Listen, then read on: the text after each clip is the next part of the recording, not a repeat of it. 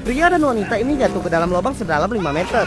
Mereka tak bisa keluar dari tempat ini, bahkan karena kelaparan. Pria yang bernama Arvin menangkap sebuah kodok dan memakannya. Segala usaha telah mereka lakukan agar bisa keluar dari lubang tersebut. Namun usaha mereka sia-sia. Sebelumnya dikisahkan, Arvin dan Esla telah diculik oleh para pemberontak. Mereka disuntik dan dijadikan bahan eksperimen. Setelah disuntik, para tawanan ini dibawa ke tempat terpencil. Setelah tiba di tempat terpencil, lalu mereka dibantai oleh para pemberontak hingga semua tawanan yang dijadikan eksperimen ini tewas.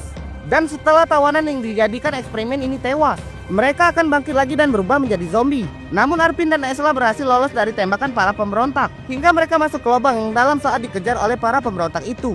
Kini mereka tak bisa keluar dari lubang ini. Hingga suatu hari, tiba-tiba hujan turun dengan deras. Mereka sangat senang dan berharap air akan menggenangi lubang ini, sehingga mereka bisa mencapai permukaan. Tak lama berselang, air mulai memenuhi lubang itu, dan mereka kini mulai mengambang di atas air.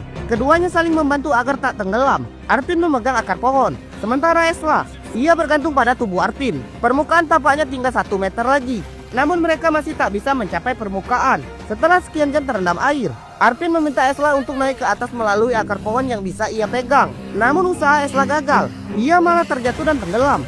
Arvin menarik tubuh Esla, lalu Arvin meminta Esla mencoba sekali lagi.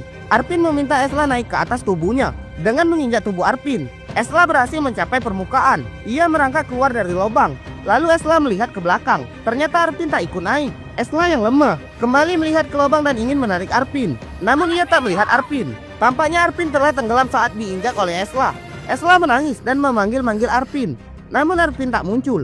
Esla merasa bersalah. Dengan putus asa, Esla meninggalkan lubang itu. Ia menangis dan menatapi kematian Arvin. Esla kemudian bangun. Ia berusaha mencari jalan pulang. Namun tiba-tiba, Esla melihat seorang pria sedang menggigit bangkai tawanan yang telah tewas 3 hari lalu. Ternyata pria ini telah menjadi zombie. Zombie ini adalah hasil eksperimen para pemberontak yang menculik mereka. Esla langsung melarikan diri dan menjauhi tempat itu. Namun sepanjang jalan, ternyata mayat-mayat yang telah ditembak oleh pemberontak kini telah bangkit lagi dan berubah menjadi zombie.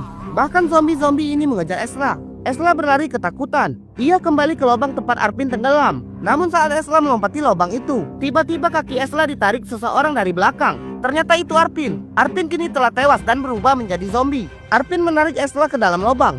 Beruntung Esla berhasil menendang tubuh Arvin. Setelah berhasil menghindari Arvin, Esla menyusuri perbukitan itu. Ia terus berjalan hingga malam menjelang, hingga ia pingsan. Saat pagi tiba, Esla merasa tubuhnya tak sehat. Lingkaran matanya mulai menghitam. Namun ia berusaha untuk bangkit dan berjalan sejauh mungkin. Hingga akhirnya ia berhasil menemukan sebuah mobil yang sedang melintas. Esla meminta tolong pada pengemudi mobil itu. Namun bukannya menolong, pengemudi mobil